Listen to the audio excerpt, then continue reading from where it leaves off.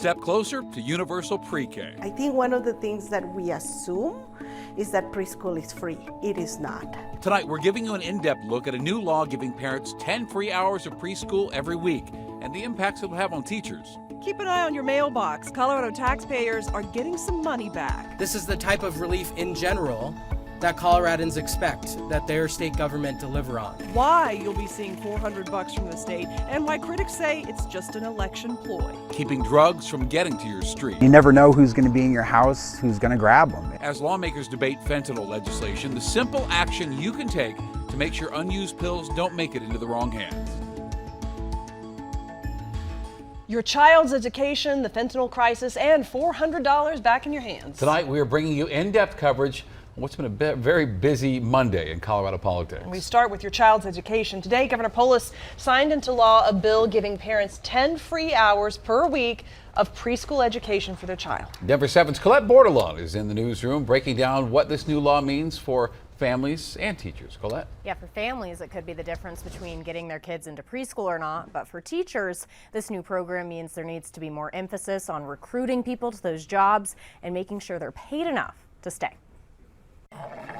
Kim Manning-Ursetta has been teaching for almost 3 decades. And we did a tasting session. Her preschool classroom empty at the end of the school day. It's great to see like that light go off. But it's full of reasons she loves her job. If you think about it, every profession depends on teachers. Governor Jared Polis signed a bill into law giving families 10 hours of universal pre-K every week at no cost to parents starting in the fall of next year. It really is just heartbreaking to see a student and a parent that has to pull out of preschool due to cost. An expensive reality. I have a 6-year-old, a 3-year-old, and a 9-month-old. Speaker of the House Alec Garnett can understand. For having 2 kids in pre-K, it was about $3,500 a month. It's more than our mortgage. Supporters of the legislation say it'll save families more than $4,000 a year. The preschool in Denver, in general, is about $14,000 a year. Elsa Olguin is with the Denver preschool program. They help with tuition support through sales taxes. For a lot of families, it means they can go back to work. She estimates around 40% of Colorado 4-year-olds are in preschool right now. But with this new law, she thinks it could jump to 75%. We need to recruit a lot more teachers, and we need to pay our teachers. Something educators have been saying all along. So that we can keep them in here so that we have enough teachers for our kids. With Ursetta hoping one day to see full-time pre-K for every child in Colorado. To help pay for the preschool, Colorado voters passed a measure in 2020 to increase taxes on nicotine products. The law will also create a new department, which will oversee that preschool program, along with other childhood development programs. In the newsroom, Colette Bordelon, Denver 7. Colette, thank you very much. Now, there are multiple studies that show there are real benefits to preschool education. Research has linked it to more academic success later on, higher high school graduation rates. One study even found those who attended preschool were less likely to get arrested or be unemployed as adults. Now to that money you will see back in your wallet. Today, Governor Polis announced every Colorado taxpayer will receive a $400 check in the mail. Joint filers will receive $800. This is called a Tabor refund, and this happens when the state collects more money than it's allowed to spend. Now, Governor Polis says he wants to speed up the process to get those funds to Coloradans faster. We know that this last year has been difficult. Rising prices, gas at $4 a gallon, groceries costing more. And rather than sit on this money, we know that $400 will help people now. Republicans are blasting Polis and Democrats for taking credit for this refund. They say Democrats have opposed Tabor refunds in the past, only to tout today's development as a success.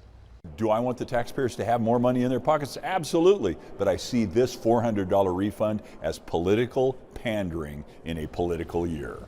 Well, checks should arrive at your home in either August or September. All right, and now to fentanyl. After weeks of debate, legislation aimed at curbing the crisis in Colorado now is advancing to the Senate.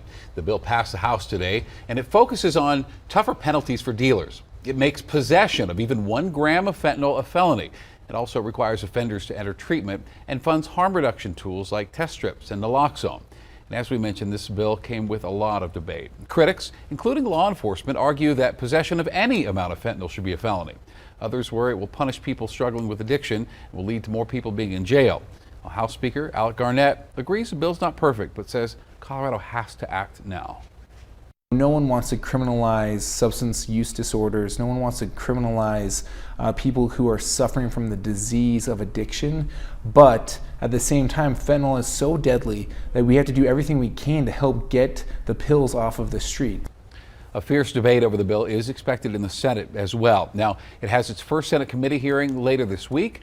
Lawmakers will have to hurry, though. This legislative session is scheduled to adjourn May 11th. And as lawmakers debate how to address the growing fentanyl crisis, doctors are urging Coloradans to do what they can now to prevent drugs from reaching the streets. Denver 7's CB Cotton explains tonight that includes going through your own medicine cabinet. I did another drug education event for the community so they could really understand, what we were looking at. And one of the things I found was people didn't really understand what drugs were. But Jason Good does understand because he heavily used drugs in his early 20s. My first addiction was to cocaine. But after knee surgery, Good found a new high with opioids. I had a pretty minor surgery and I was given high dose hydrocodone. And then from there, they prescribed me oxycodone. I was rummaging through my parents' medicine cabinet and found an entirely unused bottle of Vicodin. I was like, well, there we go. I can just continue that way.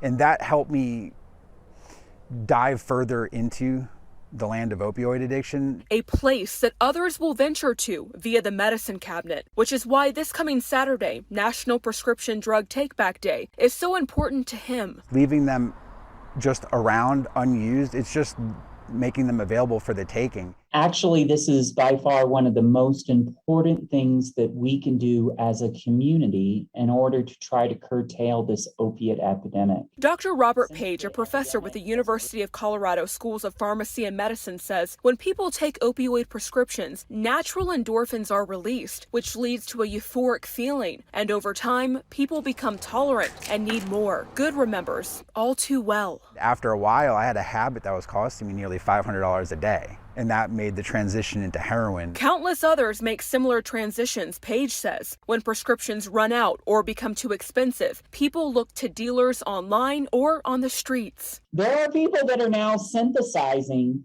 these synthetic street drugs that can be up to sometimes 500 times more potent than morphine. And that are 5 times more potent than fentanyl for that matter. And so it becomes very, very, very dangerous. But this weekend, Page and his colleagues hope to stop the deadly cycle before it starts. CU Anschutz Medical Campus is just one location in the state where people can drop off their unused prescriptions, no questions asked. Let's get rid of these pills. As for Good, he's been clean for over a decade, and he hopes others will heed his warning about the dangers of unused pills. You never know who's going to be in your house, who's going to grab them. CB Cotton, Denver 7. National Drug Take-Back Day is this Saturday, and there will be multiple drop-off locations around this area. You can find a link to the list of locations right now at thedenverchannel.com. New tonight, we're getting our first look at body camera video showing the arrest of State Representative Matt Gray. The Broomfield Democrat was arrested last Thursday on suspicion of DUI.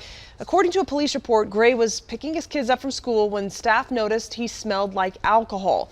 While talking with police, Gray insisted he had not been drinking, but was having mental health issues. When I have anxiety and depression, I suffer from symptoms. Okay. What kind of symptoms? Exactly what you see right now. Now, as officers took Gray into custody, he mentioned knowing the district attorney, but asked not to be treated differently. You should know I'm friends with the DA from the 17th. Okay. Right. I don't know how far we're getting on that. I don't know where the charges are going to go. Listen, man. Just know Brian Mason is my friend, professionally. Not I'm not saying... I am very explicitly saying don't do anything that you would do differently. I'm very explicitly saying that. Gray previously worked as a deputy district attorney for the 17th Judicial District. In a statement today, the office said it was recusing itself from the case and that it would be handled by the 31st Judicial District Attorney in Jefferson County. We should point out the police report shows Gray refused to take any blood or breath tests. Denver 7 has reached out to Representative Gray for comment. So far, we have not heard back. Gray's next court date is scheduled June 8th. Denver Water says water service has been restored after Sunday's water main break in the Berkeley neighborhood. Crews were back out today near 45th and Perry, helping homeowners remove all the water and mud from their basements. And we got a tour of one of the flooded basements. Look at this. Broken glass and debris and so much mud. We even saw mud on the ceiling, showing just how high that water rose. 2 streets over, Stacy Bramer watched in shock as water poured into her basement. Emotionally, mentally, super stressful. I'm still kind of in shock. Flooding was the last thing I'd imagine happening here. Now, Denver Water says still trying to figure out what caused this. For how the agency is helping homeowners, crews are passing out brochures saying Denver Water will pay for water mitigation and even the deductible for damaged cars. Had some showers on the radar earlier today. I'll let you know if there's any significant rain or snow coming up this week. Helping those in unfamiliar surroundings. Ukraine has been like something that's really upset me, to be honest. How these Colorado students are going the distance to help Ukrainians forced to leave their homes. Plus, at long last, we are getting our first look at Russell Wilson in a Broncos uniform.